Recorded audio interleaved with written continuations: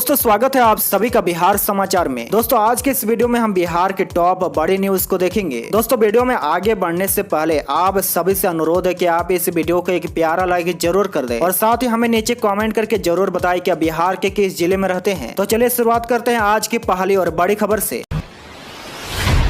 बड़ी खबर में देखिए, बिहार में 9 साल से बन रहा 1700 करोड़ का अगवानी घाट पुल ध्वस्त। जी देखिए, बिहार में गंगा नदी पर बन रहा 1716 करोड़ का पुल कल रेत की दीवार की तरह ध्वस्त हो गया। गंगा नदी पर भागलपुर के सुल्तानगंज से खगड़िया के अगवानी के बीच बन रहा 4 लेन पुल ऐसे रहा जैसे ताश के पत्तों से खड़ा किया गया था। पिछले साल इसी पुल का स्ट्रक्चर ध्वस्त हो गया था। 2014 से ही बन रहे इस पुल को पूरा करने की समय सीमा 6 दफे फेल हो चुकी थी। कल पूरा पुल ध्वस्त हो गया है। 6 बार पुल को पूरा करने की समय सीमा फेल होने के बाद बिहार सरकार ने ऐलान किया था कि इसी महीने यानी जून 2023 में पुल का काम पूरा हो जाएगा, लेकिन पुल पूरा नहीं हुआ बल्कि पूरी तरह ध्वस्त हो गया। हजारों ग्रामीणों के सामने पुल गिरना शुरू हुआ। स्थानीय लोगों ने बताया कि जिस समय पुल गिरना शुरू हुआ उस वक्त उसके ऊपर कोई आदमी काम कर रहे थे। ग्रामीण बड़ी तादाद में मजदूर के मरने की आशंका जता रहे हैं। हालांकि अभी तक इसकी पुष्टि नहीं हुई कि कितने लोग हताहत हुए हैं। दूसरी तरफ में देखिए, अगवानी घाट पुल के ध्वस्त होने के मामले में सीएम नीतीश ने दिए जांच के आदेश। कहा दोषियों को बख्शा नहीं जाएगा। खगड़िया अगवानी सुल्तानगंज के बीच निर्माणाधीन महासेतु के सुपर स्ट्रक्चर के ऊपरी हिस्से के टूटकर गिरने की घटना की अब जांच होगी। मुख्यमंत्री नीतीश कुमार ने दोषियों को चिन्हित कर कठोर कार्रवाई करने का निर्देश दिया है। मुख्यमंत्री ने पथ निर्माण विभाग के अपर मुख्य सचिव को पुल के सुपर स्ट्रक्चर टूटकर गिरने की घटना की विस्तृत जांच कराने और दोषियों को चिन्हित कर कठोर कार्रवाई सुनिश्चित करने का निर्देश दिया है। उन्होंने कहा कि मामले में जो भी दोषी होंगे उन्हें बख्शा नहीं जाएगा। आपकी जानकारी के लिए बता दें कि 23 फरवरी 2014 को खगड़िया में अगवानी घाट पुल के निर्माण के लिए आधारशिला रखी गई थी। 9 मार्च 2015 को पुल का काम शुरू करने के लिए सीएम नीतीश कुमार ने इसके कार्य आरंभ का उद्घाटन किया था। तब सरकार ने कहा था कि मार्च 2019 तक पुल का काम पूरा कर लिया जाएगा, लेकिन उस वक्त 25% काम भी सही से नहीं हो पाया था। इसके बाद राज्य सरकार ने मार्च 2020 तक समय सीमा बढ़ाई थी, फिर समय सीमा बढ़ाकर मार्च 2022 की गई। इसके बाद जून 2022 तक समय सीमा बढ़ाई गई थी, लेकिन इसी बीच सुपर स्ट्रक्चर गिर गया। इसके बाद दिसंबर 2022, फिर मार्च 2023 और आखिरकार जून 2023 तक समय सीमा बढ़ाई गई और 4 जून 2023 को पूरा पुल की ध्वस्त हो गया। अगली बड़ी खबर में देखिए, खगड़िया में निर्माणाधीन पुल गिरने के बाद बोले नेता प्रतिपक्ष विजय सिन्हा। कहा हिम्मत है तो सीबीआई जांच कराए मुख्यमंत्री। जहाँ देखिए, खगड़िया में निर्माणाधीन पुल गिरने के बाद नेता प्रतिपक्ष ने कहा कि पुल निर्माण के नाम पर भ्रष्टाचार चल रहा है। 700 करोड़ से शुरू हुआ पुल का निर्माण कार्य 1600 करोड़ पर पहुंच गया। पुल पहले भी गिर गया था, वहीं एक बार फिर से गिर गया है। एक बार भागलपुर की तरफ गिरा है, अब खगड़िया की तरफ गिर गया है। उन्होंने कहा कि अगर नीतीश कुमार में हिम्मत है तो इस मामले की न्यायिक जाँच कराए, मामले की सीबीआई जांच हो। नेता प्रतिपक्ष ने कहा कि नियत में जब खोट हो तो नीति कैसे सफल होगी। बिहार के मुख्यमंत्री नीतीश कुमार 2014 में इन्हीं भ्रष्टाचारियों से गलबैया किए थे। इन्हीं लोगों के कमीशन के कारण और गुणवत्ता में कमी के कारण पुल गिरा है। बड़ी खबर में देखिए, रेल मंत्री बोले ओडिशा में रेल हादसे की सीबीआई जांच होगी। ओडिशा में शुक्रवार शाम को हुए रेल हादसे की सीबीआई जांच कराई जाएगी। रेल मंत्री अश्विनी वैष्णव ने रविवार शाम को बालासोर में प्रेस कॉन्फ्रेंस कर इस बात की जानकारी दी है। रविवार सुबह एक्सीडेंट साइट का जायजा लेने के बाद रेल मंत्री ने कहा था इलेक्ट्रॉनिक इंटरलॉकिंग में बदलाव की वजह से एक्सीडेंट हुआ है। जिम्मेदारों की पहचान भी कर ली गई है।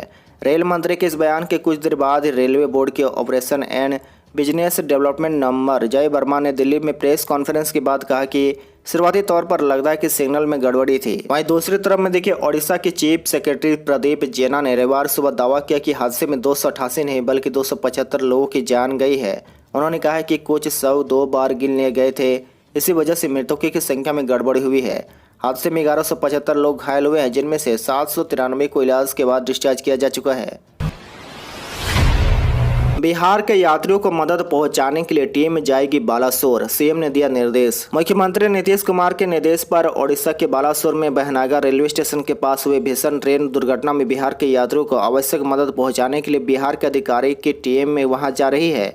यह टीम ओडिशा सरकार, रेलवे तथा बालासोर जिला प्रशासन के साथ समन्वय स्थापित करेगी। वैसे बिहार सरकार द्वारा रेल दुर्घटना में सुरक्षित बचे बिहार के राज्य के यात्रियों को वापस लाने की कार्रवाई शुरू कर दी गई है। अब तक राज्य के 40 यात्रियों को बस द्वारा बिहार वापस लाया जा रहा है, जिसमें अररिया के 24, दरभंगा के 9, समस्तीपुर के 3 और किशनगंज एवं सीतामढ़ी के 2 यात्री शामिल है। ओडिशा के बालासोर जाने वाली 4 सदस्यीय टीम में आईएएस एवं श्रम संसाधन विभाग के निदेशक श्याम बिहारी मीणा, मुजफ्फरपुर के rail SP doctor Kumar Ashish, आपदा प्रबंधन विभाग के ओएसडी अविनाश कुमार एवं एसडीआरएफ के डिप्टी कमांडेंट सरहारा शामिल है। आपदा प्रबंधन विभाग के सचिव संजय कुमार अग्रवाल पूरे मामले की मॉनिटरिंग कर रहे हैं।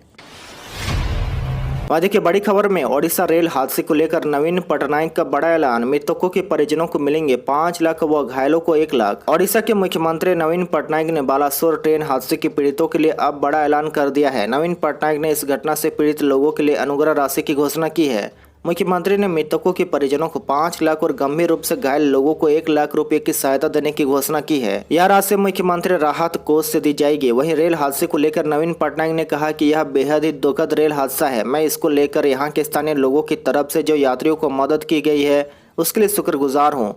रेल सुरक्षा को हमेशा पहले प्राथमिकता मिलनी चाहिए। इस हादसे में घायल लोगों की जल्द से जल्द स्वस्थ होने की मैं कामना करता हूँ। इसके साथ उन्होंने अनुग्रह राशि देने का भी ऐलान किया है। देश की सबसे गर्म राजधानी पटना, मुजफ्फरपुर को छोड़कर पूरे बिहार में पारा 40 के पार। जहाँ देखिए पटना पिछले 24 घंटे में प्रदेश के साथ ही देश की सबसे गर्म राजधानी रही, जहाँ दिन का तापमान 42.7 डिग्री रिकॉर्ड किया गया, जो 10 वर्षों के दौरान सबसे अधिक रहा। इसी दौरान दिन में 12.23 मिनट में 2 बजकर पारा 44 डिग्री के करीब दर्ज किया गया। वहीं सुबह 8 बजे से पटना में तापमान 39 डिग्री दर्ज किया गया था, जो 11 बजे तक 41 डिग्री पहुंच गया था। हालांकि शाम होते ही तापमान में तेजी से गिरावट दर्ज की गई, लेकिन शाम को 6 बजे भी तापमान 39 डिग्री दर्ज किया गया था। वहीं देखिए पिछले 24 घंटे में बिहार में इस सीजन का सबसे गर्म दिन रहा। मुजफ्फरपुर को छोड़कर पूरे बिहार में दिन का पारा 40 डिग्री से अधिक रिकॉर्ड किया गया। हालांकि रात में तापमान सामान्य के करीब रहा। इसी दौरान अररिया और पूर्णिया में सीवियर हीट वेव का असर रहा। बड़ी खबर में देखिए बिहार के 11 जिलों में लू की चेतावनी जारी, पहले सप्ताह में नहीं है बारिश का अनुमान। बिहार में गर्मी का सितम जारी है। राज्य के अधिकांश जिलों का तापमान 40 डिग्री के पार पहुंच गया है। अब ऐसे में मौसम विभाग ने गर्मी से राहत पाने के इंतजार में बैठे लोगों की चिंता और बढ़ा दी है। राज्य में 6 जून तक मौसम के तल्ख तेवर से निजात मिलने के आसार नहीं है। कई शहरों में अधिकतम तापमान लगातार सामान्य से ऊपर है। इसमें हीट वेव के हालात बने हुए हैं। वहीं मौसम विभाग ने राज्य के 11 जिलों के लिए लू का येलो अलर्ट जारी किया गया है। जिन जिलों के लिए अलर्ट जारी किया गया है उनमें अररिया, पूर्णिया, कटिहार, खगड़िया, सुपौल, जमुई, बांका, भागलपुर, पश्चिमी चंपारण, पूर्वी चंपारण और मधुबनी शामिल है। मौसम विज्ञान केंद्र के अनुसार पटना समेत प्रदेश के 28 शहरों के अधिकतम तापमान में वृद्धि दर्ज की गई है। मौसम वैज्ञानिकों का मानना है कि 7 जून तक आसमान साफ रहेगा। अभी बारिश से किसी तरह की राहत की संभावना नहीं है। बड़ी खबर में देखिए बिहार में अब मानसून 18 तक आएगी। मानसून की सुस्त चाल से अब बिहार में इसके आगमन में देरी होगी। अब मानसून की दस्तक 18 जून तक होने के आसार है। बिहार में आगमन की मानक तिथि 13 जून रही।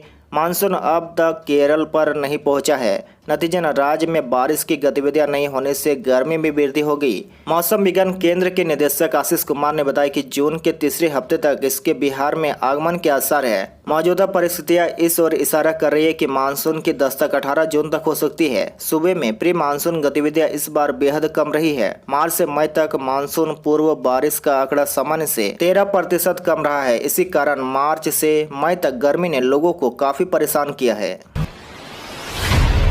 बिहार में होगी बम्पर बहाली, इस विभाग में होगी हजारों नियुक्तियां, तेजस्वी का बड़ा ऐलान। बिहार में जल्द ही बम्पर बहाली होने वाली है। डिप्टी सीएम तेजस्वी यादव ने ग्रामीण पद विकास अभिकरण की 22वीं आम सभा और विभागीय समीक्षा बैठक में इसकी घोषणा की है। ग्रामीण इलाकों में बनाई जा रही सड़क की समीक्षा के दौरान तेजस्वी ने कहा कि जल्द ग्रामीण कार्य विभाग में 16,000 नियुक्तियां होगी। दरअसल विधानसभा चुनाव के दौरान तेजस्वी यादव ने कहा था कि अगर बिहार में उनकी सरकार बनी तो पहली कैबिनेट की बैठक में 10 लाख लोगों को सरकारी नौकरी दी जाएगी। बिहार में महागठबंधन की सरकार सत्ता में आई तो बीजेपी ने तेजस्वी को उनके वादे याद दिलाए। बीजेपी के नेता तेजस्वी के इस दावे को खोखला बताते रहे। हालांकि सरकार थोड़ा थोड़ा करके विभिन्न विभागों में नियुक्तियां निकाल रही है, लेकिन जिस अनुपात में बहालियां होनी थी उस अनुपात में नहीं हो पा रही है। इसको लेकर विपक्षी सरकार पर हमलावर बने हुए हैं।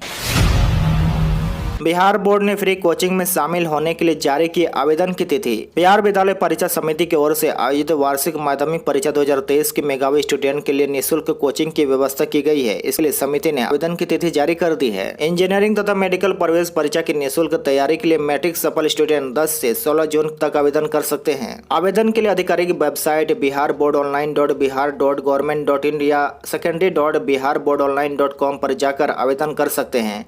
मेगा के आधार पर कुल 200 स्टूडेंट को सेलेक्ट किया जाएगा। इसमें से 50 मेडिकल व 50 छात्राएं इंजीनियरिंग प्रवेश के लिए सेलेक्ट की जाएगी। इसी तरह 50 छात्र मेडिकल व 50 छात्र इंजीनियरिंग प्रवेश परीक्षा के लिए सिलेक्ट किए जाएंगे। चयनित स्टूडेंट की सूची 24 जून को जारी कर दी जाएगी। समिति ने कहा कि मेगा सूची में आने वाले स्टूडेंट जिन्होंने न्यूनतम 90% अंक प्राप्त किए हैं वे इस योजना के अंतर्गत अपनी रुचि के अनुसार इंजीनियरिंग व मेडिकल प्रवेश परीक्षा के लिए निःशुल्क कोचिंग में एडमिशन के लिए अपना ऑनलाइन आवेदन कर सकते हैं। बिहार के 28 जिलों में खुलेंगे ट्रैफिक थाने, 4715 पदों पर होगी नियुक्ति। बिहार के 28 जिलों में ट्रैफिक थाने खोलने के लिए बिहार पुलिस मुख्यालय ने राज्य सरकार को 4215 नए पद सृजित करने का प्रस्ताव भेजा है। वर्तमान में पटना सहित 12 जिलों में 15 ट्रैफिक थाने कार्यरत है। 28 से नए ट्रैफिक थाने खुलने से सभी 40 पुलिस जिलों में ट्रैफिक नियंत्रण को लेकर डेडिकेटेड पुलिस फोर्स की व्यवस्था पूरी हो जाएगी। बिहार पुलिस के एडीजे जेएस गंगवार ने बताया कि 28 में से 22 बड़े जिलों में 165 ट्रैफिक पुलिस कर्मियों का स्ट्रेंथ तैयार किया जाएगा। वहीं 5 छोटे जिलों में 85 पुलिस कर्मियों का स्ट्रेंथ रहेगा। इनमें डीएसपी व इंस्पेक्टर से लेकर दारोगा और सिपाही तक के पद शामिल होंगे। बिहार में शकील खान बने कांग्रेस विधायक दल के नेता। कांधवा से विधायक डॉक्टर शकील अहमद खान कांग्रेस विधायक दल के नेता होंगे। शनिवार को बिहार कांग्रेस कमेटी के मुख्यालय सदाकत आश्रम में पार्टी के विधायकों और विधान पार्षदों की बैठक में उन्हें नेता चुना गया है। वे अखिल भारतीय कांग्रेस कमेटी के राष्ट्रीय सचिव भी हैं। इसके पहले सभी ने विधायक दल के पूर्व नेता अजित कुमार शर्मा के कार्यकाल की तारीफ की। पटना रांची वंदे भारत ट्रेन जून के दूसरे हफ्ते से चलेगी। जून के दूसरे हफ्ते से पटना रांची वंदे भारत एक्सप्रेस चलने का इंतजार खत्म होगा। 8 से 14 जून के बीच इस सेमी हाई स्पीड ट्रेन के चलाए जाने के आसार है। जून में इस ट्रेन चलाने को लेकर तैयारियों को अंतिम रूप दिया जा रहा है। पटना से रांची की दूरी यह ट्रेन 6 घंटे में तय करेगी। जल्द ही तिथि की घोषणा होगी। इससे पहले पटरियों को पूरी तरह दुरुस्त कर सेमी हाई स्पीड ट्रेन चलाने की तैयारियों को अंतिम रूप देने की चुनौती पूर्व मध्य रेलवे के अधिकारियों की होगी। रेल मंत्रालय ने सुरक्षा मानकों को पूरा करने और ट्रेन के मार्ग की बाधाओं को कम से कम करने के लिए सख्त निर्देश दिए हैं। पूर्व मध्य रेलवे के सीपीआरओ वीरेंद्र कुमार ने बताया कि वंदे भारत एक्सप्रेस ट्रेन को चलाने के लिए जोन पूरी तरह तैयार है। तिथि निर्धारित होते ही निर्देश पर अक्षरश अमल किया जाएगा। उधर लखनऊ से पटना के बीच गोरखपुर के रास्ते 1 और वंदे भारत एक्सप्रेस चलाने की चर्चा भी तेज है।